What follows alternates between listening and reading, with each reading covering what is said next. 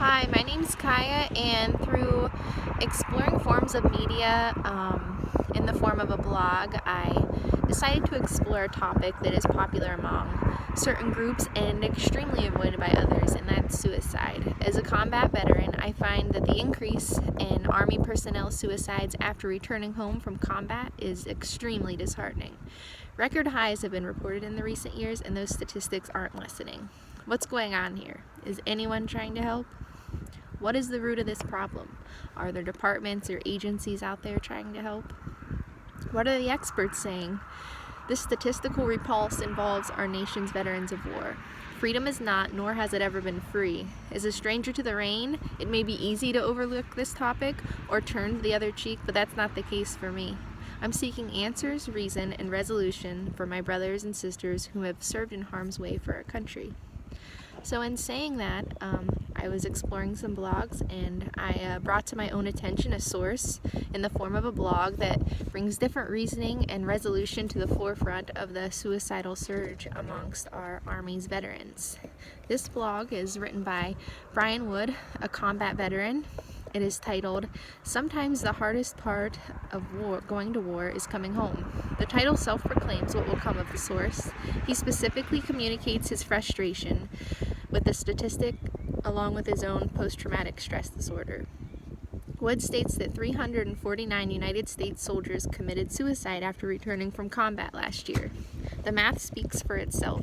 That's about one soldier a day killing him or herself. He goes on to proclaim that the reasoning for this is because of the stresses that have become too much for many to endure. The frustration of his own life, straddling two worlds, and yearning for his family to understand what he's been through leads me to look past this source as for just writing for statistic and furthering the severity of the issue amongst today's combat veterans. This combat veteran, Brian Wood, is dealing with post-traumatic stress disorder firsthand. Is he writing to communicate his own battle while being shaken by the statistics of suicide? This source is just one more proof that our nation's veterans need help.